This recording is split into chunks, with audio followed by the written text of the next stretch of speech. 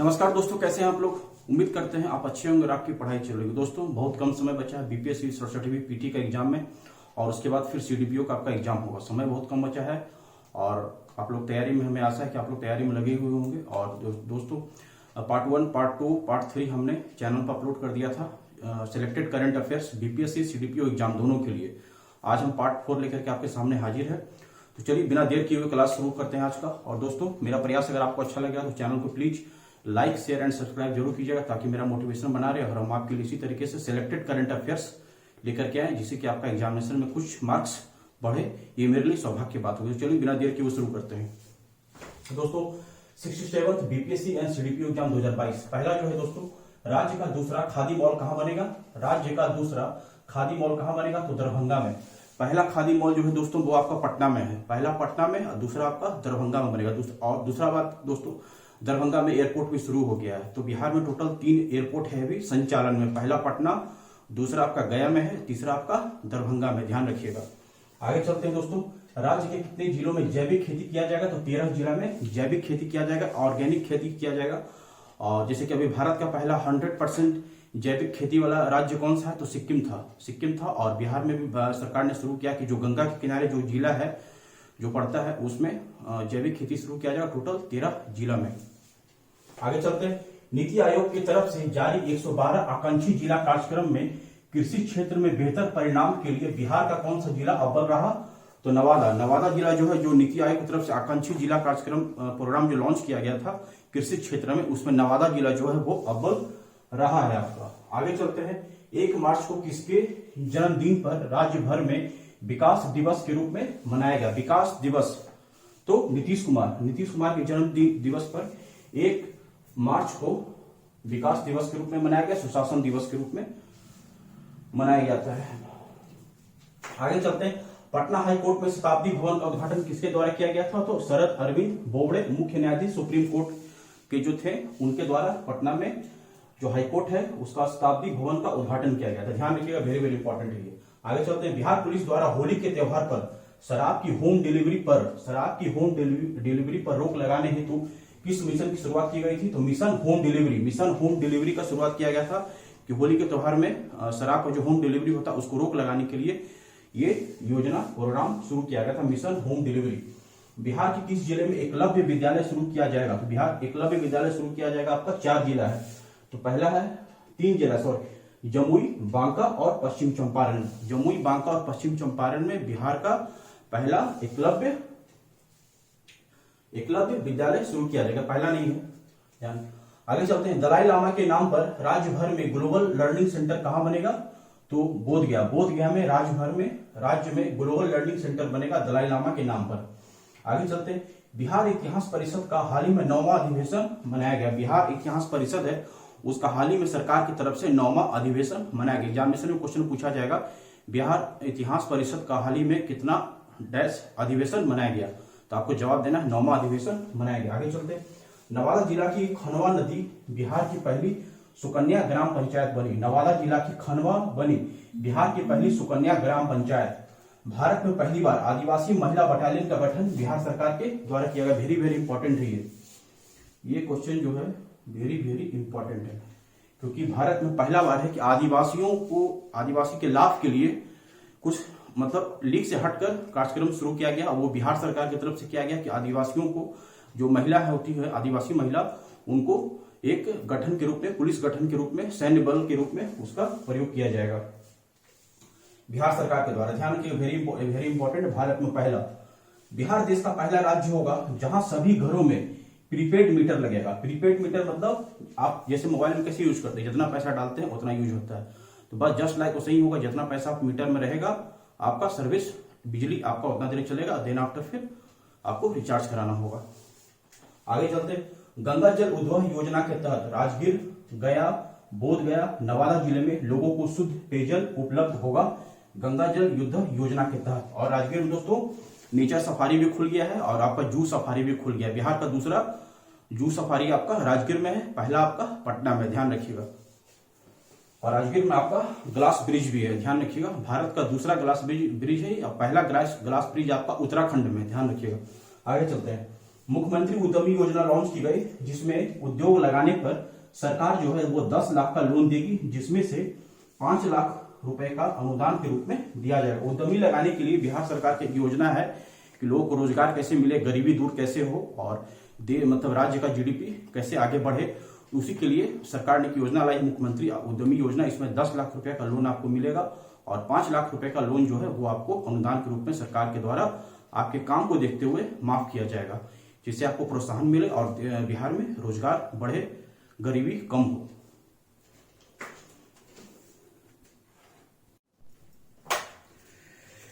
तो चलिए दोस्तों, आगे का करंट अफेयर्स देखते हैं हम लोग क्या है। प्रधानमंत्री नरेंद्र मोदी ने 24 अप्रैल 2020 को राष्ट्रीय पंचायती राज दिवस के अवसर पर वीडियो कॉन्फ्रेंस से बिहार में संपत्ति स्वामित्व योजना की शुरुआत की गई, जिसमें कि संपत्ति के असली मालिक को मालिकाना हक प्रदान किया जाएगा। राष्ट्रीय पंचायती राज दिवस के अवसर पर शुरू किया गया। इसमें मेनली ये होगा दोस्तों कि जैसे गांव में किसी का अगर संपत्ति रहता है तो उनको एक सरकार की तरफ से एक कार्ड दिया जाएगा, जिसमें कि उनका जो वास्तविक जो मालिक है उसमें उसका नाम दर्ज होगा। इससे फायदा ये होगा कि हमारे देश में भी आप अगर कोर्ट में देखिएगा तो सबसे ज्यादा जो मुकदमा लड़ रहा है वो संपत्ति से जायदाद से रिलेटेड ज्यादा मामला है। इसीलिए सरकार ने ये कदम उठाया कि वास्तविक जिनका संपत्ति है उसी समय ग्राउंड लेवल पर उनको जांच करके और जो असली मालिक है उनको एक संपत्ति, उनको मालिकाना हक प्रदान किया जाएगा, जिससे कि हमारे न्यायपालिका पर भी भार कम होगा और जो वास्तविक मालिक है उनको भी दर्जा मिलेगा। इसीलिए ध्यान में शुरू किया गया है। राष्ट्रीय पंचायती राज दिवस 24 अप्रैल को होता है और राष्ट्रीय पंचायती राज सबसे पहले मनाया गया था राजस्थान के नागौर जिला में। ध्यान रखिएगा, वेरी वेरी इंपॉर्टेंट। आगे चलते हैं। बाल सहायता योजना 30 मई 2021 को नीतीश कुमार के द्वारा शुरू की गई। बाल सहायता योजना 30 मई 2021 को नीतीश कुमार के द्वारा शुरुआत की गई। आगे चलते हैं। गया शहर में अंतर्राष्ट्रीय सूफी सम्मेलन का आयोजन किया गया।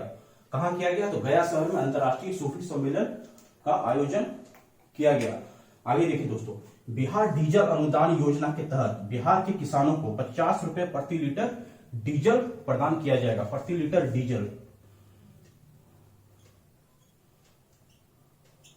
प्रति लीटर डीजल प्रदान किया जाएगा ताकि किसान लोगों को सिंचाई करने में आसान हो और उन पर ज्यादा बोझ नहीं पड़े। इसीलिए सरकार ने ये योजना बनाई है। और आगे देखते हैं दोस्तों, जल जीवन मिशन के सभी घरों में चालू नल के पानी का कनेक्शन दिया जाएगा। यानी कि जल जीवन मिशन जो सरकार की तरफ से अभी चल रहा है 7 निश्चय में, उसमें जो चालू नल का कनेक्शन वो हर एक घर को दिया जाएगा जहां जिस नल से पानी चालू है। आगे देखिए, जल जीवन हरियाली के तहत बिहार सरकार वर्षा के पानी का संरक्षण करने के लिए सब्सिडी के तौर पर 75,000 रुपए दे रही है। यानी कि जो बारिश का जो पानी होता है उसको सरकार बचाना चाहती है, ताकि हमारा जो खेती जो होता है, जो उसमें किसान लोग गर्मी के समय में आप लोग देखते होंगे, पेपर में पढ़ते होंगे कि मतलब सिंचाई के लिए पानी नहीं है और दिक्कत हो रहा है खेती के लिए, उसी के लिए बारिश का जो पानी है उसको सरकार बचाने के लिए 75,000 रुपए का सब्सिडी दे रही है, ताकि इसी अथी में वो किसान और आम नागरिक पानी को बचाएं और इससे हमारा खेती भी हो। आगे देखिए, प्यार का पौधा अभियान बिहार सरकार का है, जिसमें कि पर्यावरण विभाग लोगों से अपील कर रहा है कि अपने करीबी लोगों को उपहार में पौधा दें। यानी कि आपसे डायरेक्ट क्वेश्चन पूछा जाएगा, प्यार का पौधा किस अभियान से संबंधित है? तो आपको तो पहले तो पर्यावरण विभाग से है ये, और दूसरा आपको ये आपके जो करीबी लोग हैं उनको ये प्यार का पौधा उपहार में देना, जिससे कि हमारे पर्यावरण में वृद्धि हो और कार्बन का मात्रा कमे, चारों तरफ हरियाली हो। यही सरकार का योजना है। आगे चलते हैं। राष्ट्रीय पोषण मिशन का उद्देश्य छोटे बच्चों, महिलाओं और किशोरियों में कुपोषण और एनीमिया को कम करना है। राष्ट्रीय पोषण मिशन का उद्देश्य जो है वो छोटे बच्चे, महिलाओं और किशोरियों में कुपोषण और एनीमिया की शिकायत जो है उसको कम करना है। इसका मेन टारगेट ये है। आगे देखिए, हेलो सखी चेन योजना कोविड-19 महामारी से लड़ने के लिए ग्रामीण महिलाओं को जागरूक करेगा। हेलो सखी चेन योजना है जो कोविड-19 जो महामारी था, ग्रामीण क्षेत्र में जो महिलाएं थी उनको जागरूक करने के लिए ये योजना बनाया गया था, हेलो सखी। ध्यान रखिएगा, वेरी वेरी इंपॉर्टेंट है ये। आगे देखिए, मेरा विद्यालय मेरा दूरदर्शन कार्यक्रम डीडी बिहार चैनल पर शुरू किया गया। कक्षा 1 से लेकर कक्षा 12 तक के बच्चों को घर पर बैठ के पढ़ाने के लिए ये सरकार की तरफ से शुरू किया गया है, मेरा विद्यालय मेरा दूरदर्शन कार्यक्रम, वेरी वेरी इंपॉर्टेंट। और डीडी बिहार के चैनल पर बच्चे को पढ़ने के लिए मिलेगा, ताकि कोरोना काल में बहुत से लोग बच्चे का पढ़ाई बंद हो गया था, इसीलिए सरकार ने ये कदम उठाया है। आगे देखिए दोस्तों, एनपीआर लागू करने वाला बिहार देश का पहला राज्य बना। एनपीआर का मतलब हुआ राष्ट्रीय नागरिक रजिस्टर। राष्ट्रीय नागरिक रजिस्टर जो है लागू करने वाला बिहार देश का पहला राज्य बना है। आगे देखिए, दरभंगा, बक्सर और भागलपुर में बंद पड़े आयुर्वेदिक कॉलेज फिर से शुरू होंगे। यानी कि 3 जिला है, दरभंगा है, बक्सर है, भागलपुर में बंद पड़े जो आयुर्वेदिक कॉलेज है उसको फिर से सरकार शुरू करने जा रही है, ताकि आयुर्वेद के क्षेत्र में कुछ नया अनुसंधान हो और इलाज का कम से कम खर्च, आयुर्वेदिक इलाज का खर्च जो होता है वो कम होता है और लोगों को मतलब अच्छा इलाज मिले, और क्योंकि अंग्रेजी दवा जो होता है इसका साइड इफेक्ट भी बहुत सा पड़ता है। आगे देखिए, पटना मौसम विज्ञान केंद्र को मिला शताब्दी मौसम वेधशाला का दर्जा। किसको मिला है? तो पटना मौसम विज्ञान केंद्र को शताब्दी मौसम वेधशाला का दर्जा मिला है। आगे देखिए, कोरोना के खिलाफ टीकाकरण अभियान में राम बाबू को मिला जो एक सफाई कर्मी थे। यानी कि कोरोना के खिलाफ टीकाकरण अभियान में पहला जो यहाँ छूट गया है, पहला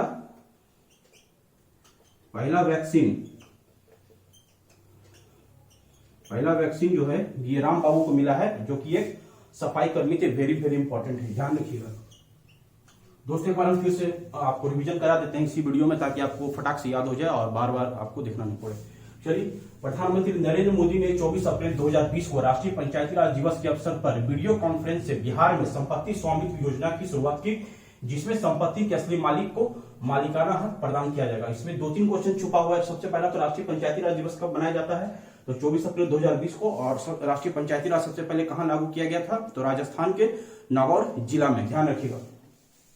बाल सहायता योजना 30 मई 2021 को नीतीश कुमार के द्वारा शुरुआत की गई। गया शहर में अंतर्राष्ट्रीय सूफी सम्मेलन का आयोजन किया गया। बिहार डीजल अनुदान योजना के तहत बिहार के किसानों को 50 रुपए प्रति लीटर डीजल प्रदान किया जाएगा, ताकि वो सिंचाई आराम से करें, उन पर ज्यादा बोझ नहीं पड़े। जल जीवन मिशन के सभी घरों में चालू नल के पानी का कनेक्शन दिया जाएगा। जल जीवन मिशन जो है, जो बिहार के सरकार नीतीश कुमार के द्वारा 7 निश्चय बनाया गया, उसी में जल जीवन मिशन, उसके तहत सरकार ने टारगेट किया कि जो चालू नल का जो कनेक्शन है वो सभी घरों में पानी की सुविधा दिया जाएगा। आगे देखिए, जल जीवन हरियाली के तहत बिहार सरकार वर्षा के पानी के संरक्षण करने के लिए सब्सिडी के तौर पर 75,000 रुपए दे रही है, ताकि बारिश का जो पानी है वो संरक्षण हो, उसका बचाव हो, और वही पानी से हम गर्मी के समय में जब जून जुलाई का महीना आएगा जिसमें कि बारिश कम होता है, खेत सूख जाता है, तो उसमें वही पानी का यूज करके सिंचाई में उसका प्रयोग किया जाए। आगे देखिए, प्यार का पौधा अभियान बिहार सरकार का है। इसमें कि पर्यावरण विभाग लोगों से अपील कर रहा है कि अपने करीबी लोगों को उपहार में पौधा दे, जिससे कि पर्यावरण बढ़े, कार्बन का मात्रा कम हो, चारों तरफ हरियाली हो, शुद्ध हवा हो। आगे देखिए, राष्ट्रीय पोषण मिशन का उद्देश्य क्या है? छोटे बच्चों, महिलाओं और किशोरियों को कुपोषण और एनीमिया को कम करना है। आगे चलते हैं, हेलो सखी चेन योजना कोविड-19 महामारी से लड़ने के लिए ग्रामीण महिलाओं को जागरूक करने का एक पहल है। हेलो सखी, ध्यान रखिएगा, हेलो सखी चेन योजना है जो कोविड-19 महामारी के ग्रामीण क्षेत्र की महिलाओं को जागरूक करने के लिए ये पहल की शुरुआत की गई है। आगे देखिए, मेरा विद्यालय मेरा दूरदर्शन कार्यक्रम डीडी बिहार चैनल पर शुरू होगा। कक्षा 1 से लेकर कक्षा 12 तक के बच्चों के लिए घर बैठे शिक्षा प्रदान किया जाएगा। इसमें मेरा विद्यालय मेरा दूरदर्शन कार्यक्रम डीडी चैनल बिहार, ध्यान रखिएगा। आगे चलते हैं दोस्तों, एनपीआर लागू करने वाला बिहार देश का पहला राज्य बना। एनपीआर का मतलब हुआ राष्ट्रीय नागरिक रजिस्टर।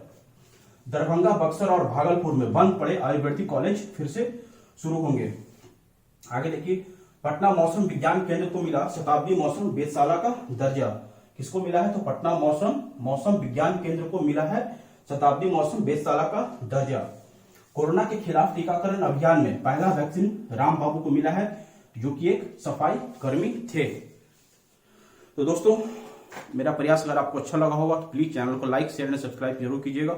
और इसमें हम वही करंट अफेयर्स डाले हैं जो सिलेक्टेड है, जो इंपॉर्टेंट है, और इसे आप एक बार जरूर देख लीजिए, पढ़ लीजिएगा। हमें उम्मीद है कि आपको इस वीडियो से जरूर आपको लाभ मिलेगा।